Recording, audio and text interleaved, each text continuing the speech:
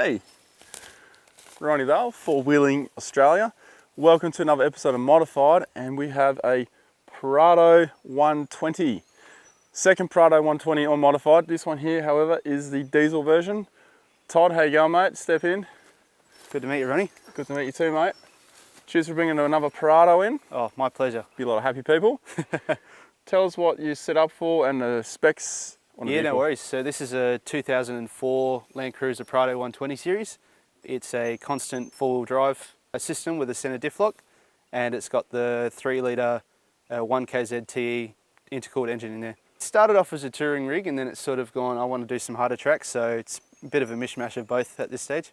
Bit of a play rig, bit of a travel rig. Exactly. What's your fuel range on this one? This has got the dual 90-litre tanks in there. At this stage I can get about 1600 Ks before I have to fill up. Wow, that's pretty good. Pretty impressive, hey? That's pretty impressive, yeah. I think we get straight into it.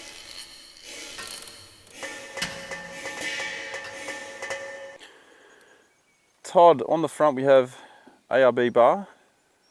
So it's a ARB deluxe steel bar with winch compatibility, because I thought I'd rather get the compatible one than get the non-compatible one, just for future use. There's a winch in it too? Yeah, so this is one of the brand new Dominator X 12,000 pound winches. Did a bit of research on them and found that the Dominator X's were a lot more reliable than the old ones. So pulled it apart, re-greased it, and yeah, it's had a few uses so far, and very happy with it. Oh, you've already pulled it apart and before I put it on the car, because one of the complaints I'd heard was the factory grease they put in them is pretty rubbish and they're not very watertight. So pulled it apart, re-greased it all. Awesome. Made sure it was all Take sorted. note of that. It's been really good to use. What grease did you use? It's like a marine grease, mostly for inside on the internals, but also on the seals as well, because they're just rubber seals. Where I thought add a bit of grease, it'll just stop water from getting in there. So a bit of grease around the O-rings and then close it up. Yeah. Good point. Marine grease. Yep. I love it. Good stuff, mate. Bar we've already covered. I like how you done it colour coded to white. It actually looks really good with a white car. Yeah, I love the colour coded. Well, this specific vehicle. Yeah, I've seen the black ones and they look good, but they just look a little bit POV pack, and these ones just make them look that little bit more like a expensive vehicle. Unless you keep the theme going. Yeah. Yeah. Sweet. Bash plates, we have a few under here. Which one's a factory, or which one came with a bar, sorry? So the bar has the splash guards, so they have this one, the two on the quarters and the centre one. I think they're just 2 or 3 mil steel, and the front one's a little bit scalloped from hitting sand dunes, but it does a really good job, protects everything underneath. And then the bash plates are the ARB, I think they're 4 or 5 mil. Yeah. And they go all the way from the front of the radiator to the back of the transfer case. They're the ones that mechanics love. Yeah. Not. Yeah, and then factory they have the 2 fuel tank guards as well, which are better than nothing. 2 recovery points here. Are they, what brand are these recovery points? So they're actually with the ARB bar. They came with the bar, or you had to pay They came extra? with the bar as well. So nice. they're with the bull bar mounts to them, and they have very strong points there. So there's people who add extra points there, mainly to make them more accessible, because obviously trying to get a D-shackle on there sometimes when you're full of adrenaline is a little bit hard, but they really do the job. Back of the vehicle now. And you said there's plans for a rear bar? Yeah, so the factory bumper comes down a lot further. I've actually trimmed mine, but it comes down to about here, and it's got a big sort of scallop shape. So anytime you go through water or mud, it collects it, and then bends it? Yeah, well, it's connected to the flares, and then the flares are connected to the bumper, stronger than the flares are connected to the car. So you'd go through a water crossing, and then the flares would pop out over the wheels, and you'd have these wings hanging out. So probably one of the best mods I've done was trimming this bumper down. So the tow bar's the first thing to hit. But as you can see, it's already got a fair bit of damage on there. So one day I'll get a steel bar on there, either make it up myself or find someone good to do it. Honestly, that's a bloody good idea. Yeah, you just got to follow the lines, because there's already like fold lines in the bumper. So I just followed them as best I could. And you just got some pinch weld from Clark Rubber or somewhere. Exactly, yeah, it just neatens it up. Shut that on. Yeah. Makes it look professional. That's actually a really good idea, because if you don't do that, you're going to damage it, and you're going to buy a new one, you're going to do the same thing again, you're going to be reluctant to drive on certain things. Exactly, I like it. Or at least here I can drop off over rock steps and stuff, and all I have to worry about is hitting the tow bar and the shackle, and that's about it. Well, the tow bar should be the only thing, should be the last thing you feel anyway. Exactly, yeah. Recovery point on it, good to see. Yep, that was a necessity. Max tracks have been used. Yes, they get used extensively, especially on the beach, even off-road, when you just find that, run out of flex, or because I don't have lockers, Just using these to help creating ramps. Prado with the tyre on the back. So what size is this tyre, just so people know what size I can fit to the back? Yeah, so this is a 265/70 R17. So it's the same width, but it's slightly taller. Overall, roughly 32? Yeah, 32 inches in diameter. Because they're chunky mud tyres, however, you do need to actually space the wheel carrier from the door. Okay. So I've just used some old shock absorber rubbers and put them between the carrier and the door to space it out about 3/4 of an inch. Okay. And then it fits fine. What if you got a 33? Would it fit on the back, just for other people if they want to put a 33 on the back? Again, you still need a spacer for it. But it would fit in here because it fits. Yeah, it fits. Is pretty close. Yeah, it fits on there. I know it gets very close on the bottom to the back bumper. So I know anyone, I think with over, a 33.5 inch tyre, they have to get a wheel carrier because it won't fit on the bumper. Rubbish bag? Yep. On the side, you don't have side steps. Is that a plan for that as well? Or? The factory steps that come with the car sit very low, and also they're made out of alley. So as soon as you hit something, mine just ended up looking like Macca's signs because they were that well worn. You ripped them off? Yeah, got rid of them because they were just a hindrance and they looked awful. So at this stage, haven't done any damage. You just sort of keep an eye out for it. And I'd really like to get some integrated sort of brush bars and sliders on there just to reinforce it all and make it all nice and strong.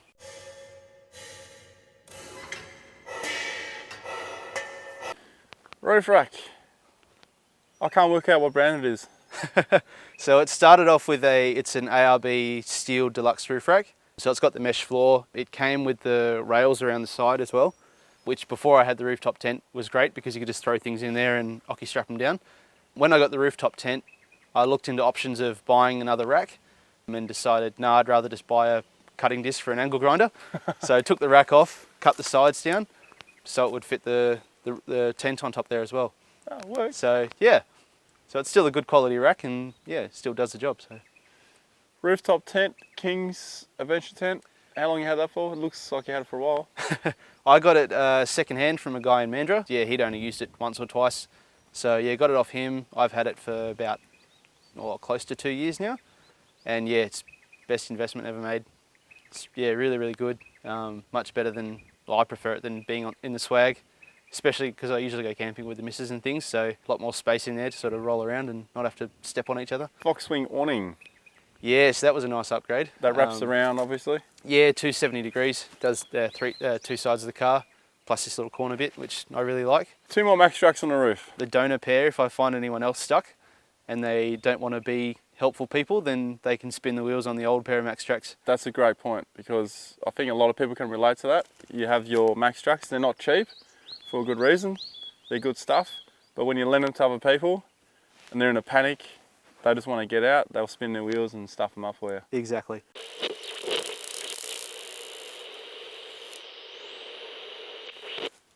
Lights and comms. HIDs.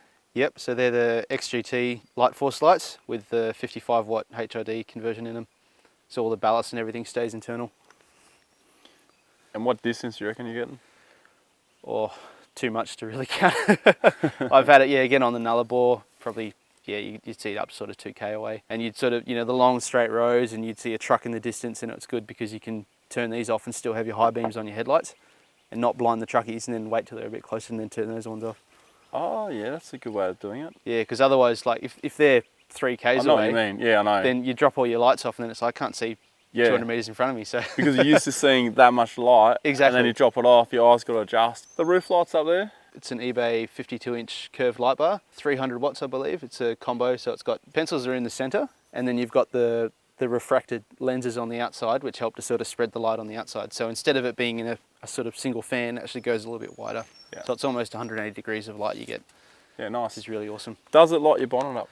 No, it doesn't touch the bonnet. Because it's mounted far enough back and the light bar faces forward, it doesn't touch the bonnet at all. It lights this thing up like a lightsaber. Yeah, I bet it will. And when it's raining, it looks like you're going in hyperdrive or something like that with all the rain hitting on the light. But apart from that, I haven't had any interference with it. Something I want to point out with your antenna as well, you got it behind the bar, which is pretty smart because it's not going to get smashed as much. Yeah, well, I'd love to claim credit for that, but that's ARB's design. They had the holes in the bull bar, they put them back here, which is great to protect them. Okay. But if you want to run brush bars, you have to get custom made ones because they have to go out and around, yeah, rather than right. just linking straight up. Oh, yeah, okay. Which is a real pain, because so people who have brush bars usually have the aerial on the bonnet or somewhere else. Whereas if you want brush bars, you sort of go out and around. So my car's, I think it's 2.6 meters tall. And With this the is, roof tent? Yeah, with the tent. And this goes a little bit higher. So I know when I'm driving into things, and if this touches, then I go, no, can't go under there. So like drive-throughs and things. So 6.6 dBi. Yeah, good mid-range for traveling around different things. I do have a longer, I think it's a 9.2, the really tall one. So you can change it. Yeah, that's good for like, flat ground. Your headlights are still the same? Yeah, so they're just upgraded globes in those ones, just to get the extra power out of them. Just halogen ones. I played with HID kits, but I wasn't really happy with how they worked. These are upgraded lights, so they use the existing ARB housing, and then I've just put some daytime running lights and LED fog lights in there, just to make the car a bit more visible during the day and puts a little bit more punch out at night. And also upgraded the indicator and park light assemblies as well to LEDs. So I was sick of having to change globes and things.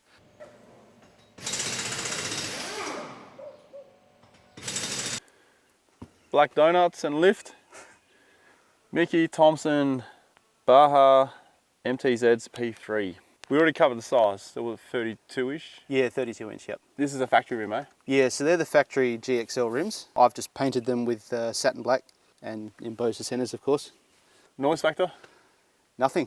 Got no noise on them. Whether that's because of how sound insulated the cab is or whatever, but on the road they're perfect. I think that's because Prado. Probably.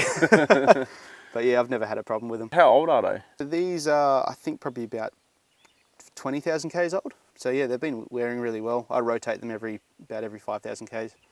That's a good way of doing it.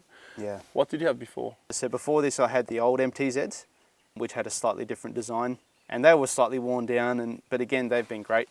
Going from an all-terrain tyre before that to a mud terrain, on off-road, it's just amazing the difference they do. And even on-road, I thought, it's going to be a bit horrible, but there's been no noticeable difference. I haven't found any difference between having muddies and having all-terrains on there, so. The Prado owners, if you have a 32-inch tyre on your stock rims, they will fit on a 120. That's correct, yeah. So because of where the control arm sits quite close to the inside of the tyre, you go anything wider than a 265, it's going to rub on that constantly. Because what if you do change the offset a little bit then? Yeah, so you can change the offset. So I think these are plus 25, I think. You can go for anywhere from a plus 10 to a 0 offset rim, and they'll fit perfectly. Or you can keep the standard rims and get aftermarket upper control arms, which are actually a bit thinner. So they allow for that extra room in the guard. And they're specifically just made for that? Yeah, exactly. And they allow you to have more like camber adjustment and things like that on them. Oh, of course. Yeah. Lift-wise, what do you got, mate? So in the front, it's running about 2.5 inches of lift, and in the rear it's sitting about 3. The reason you're going for 2.5? Because I had a 2-inch lift on there and I wasn't really happy with the sort of height I was gaining on it. Sagged a bit. Just once you sort of load things up, and especially once you like punish them for a bit, like these aren't new shocks, they're probably about 80,000 Ks old. So they just need that extra bit. So I've just got a 6mm spacer sitting above the struts, which helps to sort of bring it up, and it makes the car nice and level as well. And the rear, you said you have 3-inch? 3-inch rear shocks, and then 3-inch FJ Cruiser coils in there as well. Suspension is very similar on the FJs and the Prados, the FJs being a shorter wheelbase. The chassis pretty much similar too, isn't it? Very similar, except these are slightly longer.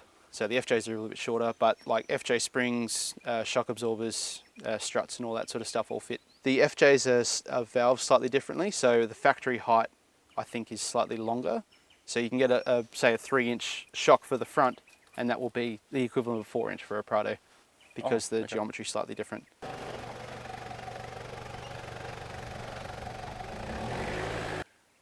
Power plants.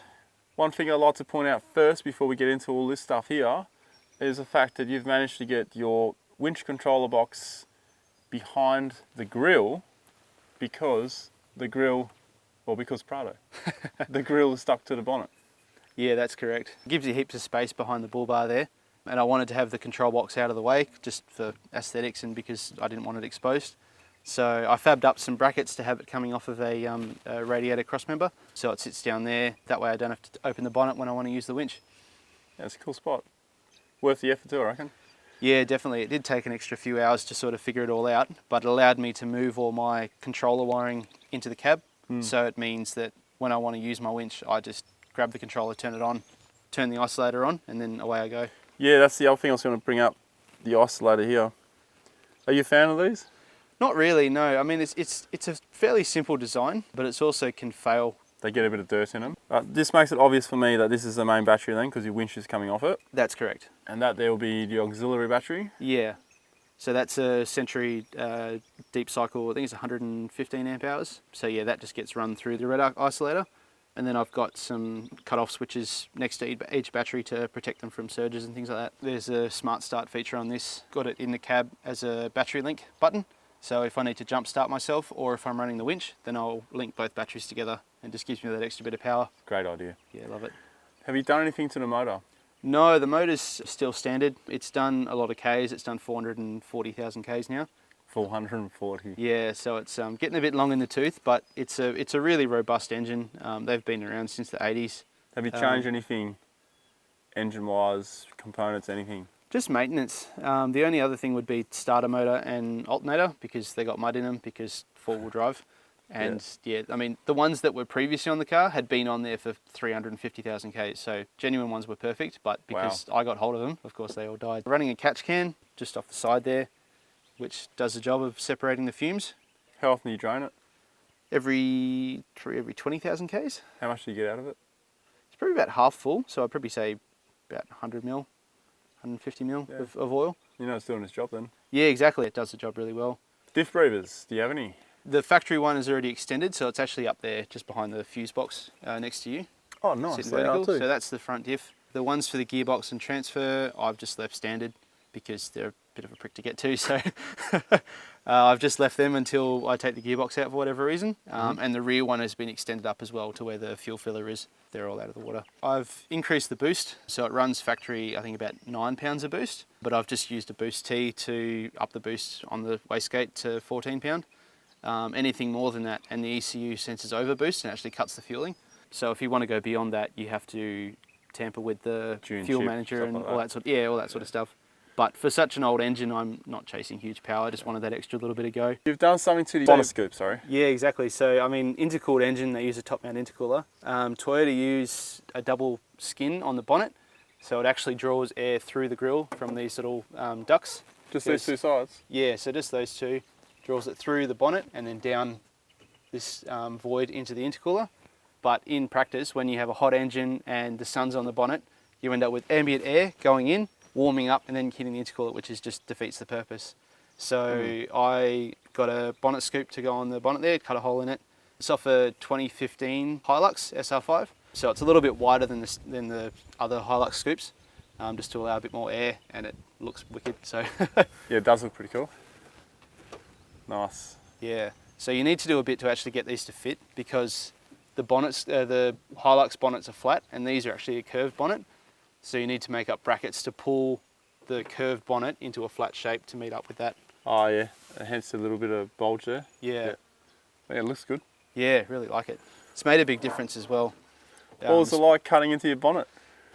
Yeah, the first cut was a bit scary because you sort of drill a hole to start off with, and once I got that one out of the way and then hit it with the grinder, it was just like, well, there's no going back now. Yeah, no going back now. Yeah. The air going into the engine dropped by about 15 degrees, so it gives you that bit more top end power. 15 degrees, fair bit. It is. It's noticeable as well because then you can overtake at 110 k's an hour, which for 1 kz is quite rare. Nice.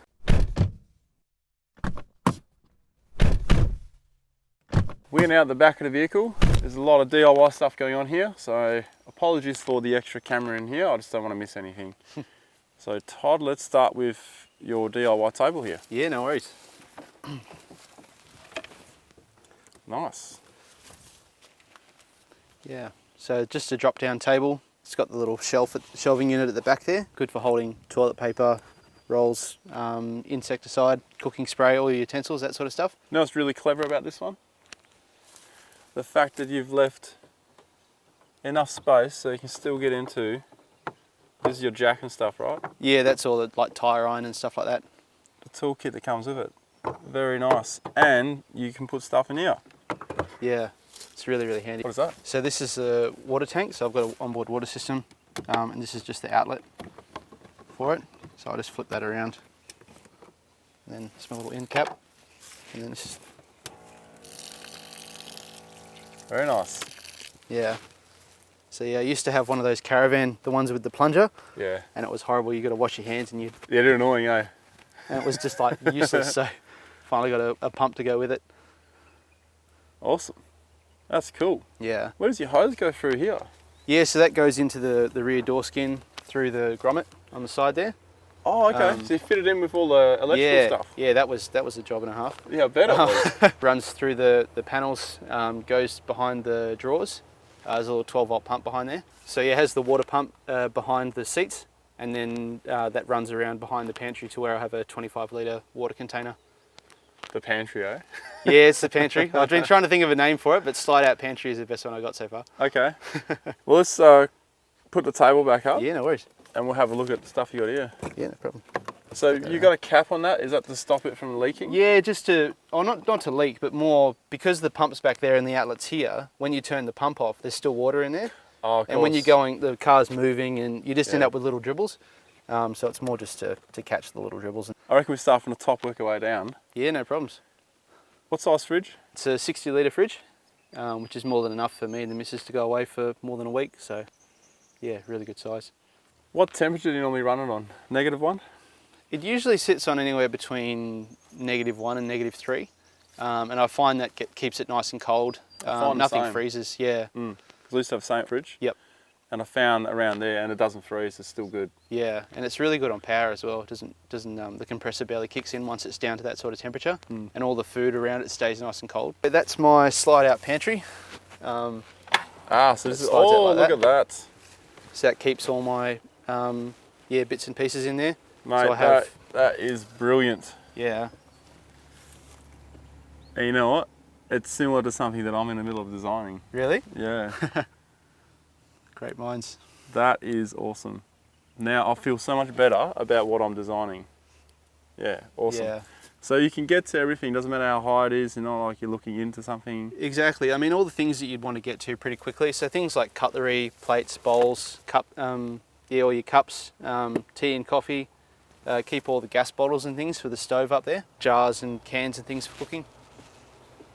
Let's go for your drawers then. Yeah, no worries. So right-hand drawer I use for all my tools, bits and pieces. So I've got a jack there, anything for camping, so guy ropes, pegs, all that sort of stuff.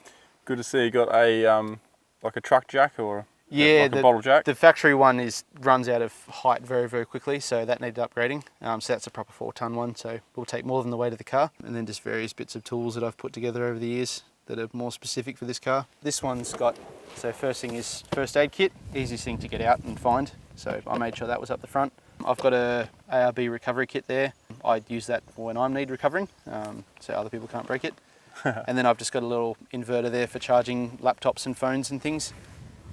So that just plugs into a cigarette lighter. And then a little These kettle. kettles? Yeah, just been awesome. And then I just fill the rest with light personal gear, Nice. just to sit on top there. And on the sides here, you've tucked in the cutting board, Yeah. towels.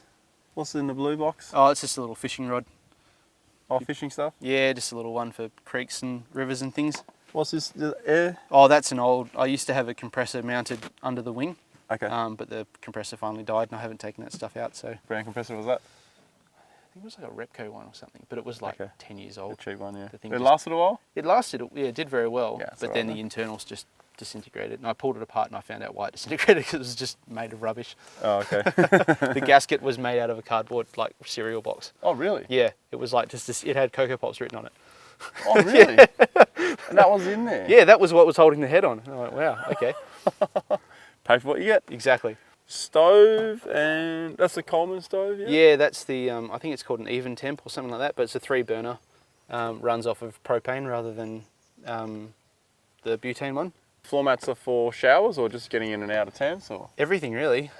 We use them in the car to stop things from rattling. We use them at camping, like if we've got our sort of kitchen set up, they're good for just a floor to keep your feet off the dirt. They're good to put at the bottom of the ladder when you're getting into the tent, because then you can wipe the sand off your feet. And then yeah, when you're having a shower, you're not standing in dirt. Is this your kitchen sink? Yeah, that's the kitchen sink there. Yeah, next to that I've just got the annex for my rooftop tent. That's a 7-litre camp stove, cast iron. Because yeah, we've used it a few times to make actually your video on making bread in the pizza in the camp oven. Oh yeah, That was good. Yeah, I think we made like a pizza one or something like that. Yeah, nice. But yeah, that was really, really good. And I'd like to use it more. Yeah. So just They're learning. fun. Yeah, fun. they're awesome. Absolutely love it. And then yeah, just got the compressor just in a box behind there. Oh, behind it? Yeah. So it's just an ARB twin compressor with the air tank and everything. Okay. So yeah. So, yeah, you learned from your Cocoa Pops one. Oh yeah. Yeah. I knew what I wanted after that, and I went, no. That is hilarious. PowerPoints here.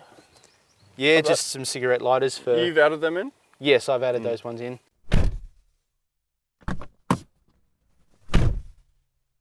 We are now in the interior, and we're going to have a look around. I think we might start at the top. Yeah, no worries. So this is just a custom roof console I built at home, just out of ply. I've wrapped it in insulating foam and then in vinyl as well, just to make it look a little bit more professional. So yeah, that houses the factory, so the factory lights in here and in here, and then the radio as well. UHF sits in there, so the speaker faces downwards. And then yeah, I've got some voltmeters and things here, and extra lighting on the back for the back area. So what we got down here, battery link, right? Is that a push hold, or you can push it and it stays on? I got the one that pushes and stays on, because if I wanted to use it for the winch, I didn't want to have to hold down there and have a winch controller and try and drive at the same time. So click it, turns the isolator on, disables it so it connects to batteries. Hit it again, goes back to normal. And that's the reason why I asked Todd that, just to bring that point up, because there are 2 different switches you can buy. Yep. Go for that one. Definitely. Because you can always unflick it. So yeah. Exactly. And that's your winch controller here, you were just saying? Yeah, so that's the Bluetooth receiver for the winch. So I just extended the wiring and brought it inside, so that sits in there. I initially put it there so I could take it out when I wasn't going to use it, but I realised that there's no harm in it staying there, so it stays there. And then all I have to do is grab the controller out, press the button, and off I go. 4-port charger down here? Just added some extra power there, so mainly for the USB sockets. So charging phones and whatnot we can all do in the front. Turbo timer as well. It came with the car when I bought it, so I've just left it on there. So I can set it between 30 seconds and 5 minutes, so I can turn the car off, lock the car, walk away, and still leave the engine running if I wanted to for whatever reason. Mainly if you want to run inside and leave the aircon on, then that's a good way to do it. I've also got a second start button, which is really, really handy with the automatic. Hit that, the car will not use first gear. So especially in low range where first gear is really, really low, you can hit that button and it allows you to still drive around at a decent speed. And then lastly, I've got a throttle controller, just a Kiggins unit. I got that just more of to see what the hype was all about, because I'd heard a lot about them, wasn't really 100% sold on it, so I thought I'll get one, they're pretty cheap. It does exactly what it says it's going to do, but I wouldn't say it's been overall a beneficial thing, so I only really use it when I'm off-road. I may get rid of it, I may just keep it. So what type of radio have you got up there? TX3520S. So it's the model, so this face is actually remote. It's only about 50mm deep. And then the actual unit itself sits back here. So that way I wouldn't have to have a long unit sort of protruding. And that way the face stays there and it's got plenty of functions. 80 channel radio, really happy with it.